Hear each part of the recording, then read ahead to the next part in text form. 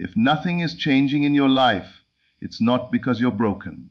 It's because you're repeating the same inner decision every single day. And no one ever taught you that your quiet thoughts are louder than your actions. Right now, somewhere inside you, there is a sentence you keep whispering, not out loud, inside, a sentence about who you are, about what's possible, about what you deserve. And as long as that sentence stays the same, your life will too. This is not about luck. It's not about timing. And it's definitely not about motivation. It's about identity. You don't get what you want in life. You get what you quietly agree with. And if you're honest, really honest, you've been agreeing with limits for a long time. You wake up, you scroll, you distract yourself, you do what you have to do. And deep down you feel it. That heavy, dull feeling, like you're capable of more, but stuck watching life happen to other people. You tell yourself you'll change later, when things calm down, when you feel ready, when you're more confident. But later never comes, and the most painful part, you start to doubt yourself. You start to think, maybe this is just who you are. Maybe this is as far as you go. That thought is the prison. Let me tell you something no one told you. The world you see is not reacting to your effort. It's responding to your assumption, not what you hope for, not what you wish for, what you assume to be true. You assume things never work out for you, so you notice every delay. You assume you're behind, so every comparison hurts. You assume you're not chosen, so every rejection feels personal. And over time, those assumptions harden. They feel like facts. But they're not facts, they're habits. Most people try to change their life by forcing action, more discipline, more hustle, more pressure. But action without inner agreement is exhausting. It's like rowing a boat while the anchor is still down. That's why you start and stop. That's why motivation fades. That's why consistency feels impossible. You're not lazy. You're conflicted. One part of you wants more. Another part is loyal to the old story. The story that says staying small is safer. Because if you never fully try, you never fully fail. And if you never fully believe, you never have to be disappointed. So you hover half in, half out. And life mirrors that back to you. Here's the truth most people avoid. Your life doesn't change when your circumstances change. Your life changes when your self-concept does. How you see yourself when no one is watching. How you talk to yourself when things go quiet. What you expect when you imagine the future. That inner image is the blueprint. If you see yourself as someone who struggles, you'll find struggle. If you see yourself as someone who waits, life will keep you waiting. If you see yourself as someone who misses chances, opportunities will pass quietly by. Not because the world is cruel, but because the world is consistent. It reflects. You don't attract what you want. You allow what matches you. And right now, if nothing is changing, it's because you're still matching the old version of yourself. That can feel uncomfortable to hear, because it removes excuses. But it also gives you power. You don't need permission. You don't need proof. You don't need someone to save you. You need a new inner decision. A decision about who you are now, not who you were. Not who you've been acting like, who you decide to be from this moment forward. This is where most people get stuck. They say, I'll believe it when I see it. But seeing comes last. First comes assuming, then comes feeling, then comes behavior, then comes evidence. If you wait for evidence, you stay waiting forever. Think about it. How many times have you imagined success, but immediately followed it with doubt? How many times have you pictured a better life, then told yourself it's unrealistic? That second voice cancels the first, every time, and you've practiced that cancellation for years. It's automatic now, but habits can be unlearned. You don't change your life by fighting thoughts. You change your life by choosing which thoughts get your agreement. You don't have to believe every sentence your mind produces. You only have to stop signing your name to the ones that limit you. Right now, try this. Notice the feeling you carry most days. Is it tension? Is it doubt? Is it quiet sadness? Is it pressure to prove yourself? That feeling is not random. It's the emotional echo of an assumption. Change the assumption. The feeling follows. This doesn't mean pretending. It means selecting a new inner stance. Instead of, I hope it works, I expect it to unfold. Instead of, I'm trying, I'm becoming. Instead of, maybe one day, now, in small shifts. Big consequences. The moment you assume a new identity, your behavior changes without force. You show up differently. You speak differently. You wait less. You hesitate less. Not because you're pushing, but because you're aligned. Alignment feels calm. It feels natural. It feels obvious. That's why when people truly change, it looks effortless from the outside. You've seen it. Someone decides they're done settling, and suddenly doors open. But the doors were always there. They just stopped walking past them. You don't rise to the level of your goals. You fall to the level of your self-image. So ask yourself, who have you been rehearsing being? The one who doubts, the one who delays, the one who waits for permission, or the one who expects life to respond? Because expectation is quiet confidence, and quiet confidence is powerful. You don't need to announce it. You don't need to explain it. You just live from it. And life adjusts. This is not overnight magic. It's daily alignment.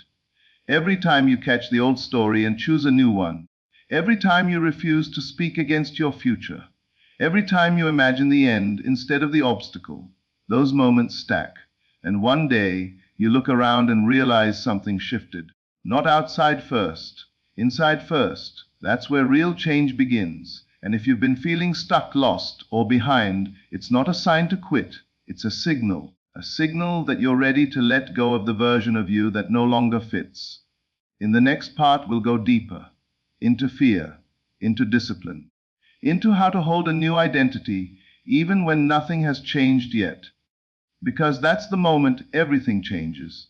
It shows up when you're standing at the edge of a new self, and most people misread it. They think fear means stop. But fear usually means you're about to outgrow something. The problem is you've been trained to retreat. The moment discomfort appears, you pull back, you overthink, you delay, you look for certainty.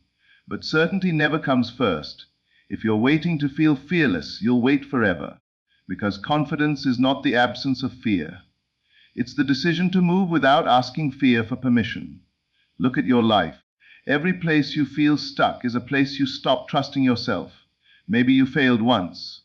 Maybe you were embarrassed. Maybe someone doubted you, and you internalized it. You didn't just experience the moment. You made it mean something about who you are. That meaning became identity. So now, every time an opportunity appears, your body remembers, your chest tightens, your mind races, and you call it intuition. But it's not intuition, it's conditioning. Fear speaks in familiar sentences. Don't risk it. Be realistic. Stay where it's safe. And because it sounds reasonable, you obey it. Here's the truth. The version of you that created your current life cannot create a new one. That doesn't mean you're wrong. It means you're early. Change requires a temporary identity gap, a space where you no longer fully believe the old story, but don't yet see proof of the new one. That gap is uncomfortable. That's where discipline actually lives. Not discipline as punishment, but discipline as loyalty. Loyalty to the self you decided to become. Most people think discipline is about forcing habits, but real discipline is refusing to mentally return to the old version of yourself. It's catching the thought that says, this is pointless, and choosing silence instead. It's showing up when the mood isn't right. It's acting from identity, not emotion. Because emotions follow identity, not the other way around. You don't wait to feel like the kind of person who finishes things. You finish things, and the feeling catches up. You don't wait to feel confident. You move as someone who expects competence. Expectation comes before evidence. This is where most people quit, right here. When effort hasn't paid off yet, when results are invisible, when the old life is still loud, they say nothing's changing. But everything is changing, internally, quietly. Seeds don't panic underground. They don't dig themselves up to check progress. They stay committed to the process. Your job is not to constantly measure. Your job is to remain consistent with your assumption. Who are you assuming yourself to be when no one is watching? Because that's who you're rehearsing. and repetition is creation. The mind learns through exposure. If you repeatedly see yourself as capable, it normalizes.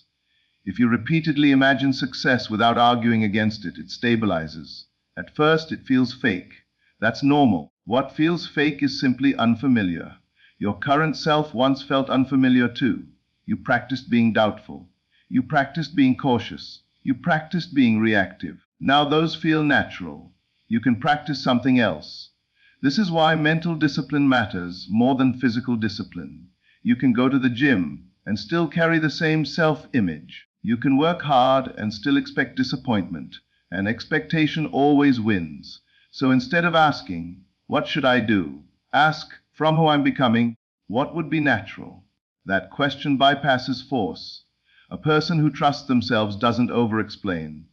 A person who expects growth doesn't panic at setbacks. A person who sees themselves as chosen doesn't chase validation. They move, they adjust, they continue. Notice how calm that is. Calm is power. If your inner world is chaotic, your outer world reflects it. So slow down. Stillness is not weakness, it's alignment. Every night, before sleep, ask yourself one thing. What did I assume today? Not what did I do? What did I expect? Because expectation shapes memory. Memory shapes identity. Identity shapes tomorrow. This is how change compounds. Quietly. You won't feel fireworks. You'll feel steadiness. And one day, the same situations that used to trigger you won't anymore. That's how you know you've shifted. The world hasn't changed yet. You have, and the world will catch up. In the final part, we'll bring this together. How to live from the end. How to stay faithful when doubt returns.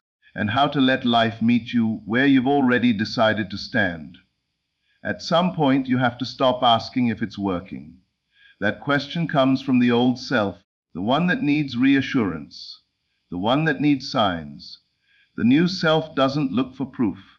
They live as if the decision is already done. This is what it means to live from the end, not pretending, not forcing belief, but settling internally, settling the question of who you are. When you live from the end, you don't chase outcomes. You move from expectation. You don't wake up asking, "Will today change?" You wake up assuming alignment. An assumption is powerful because it's quiet. It doesn't argue. It doesn't beg.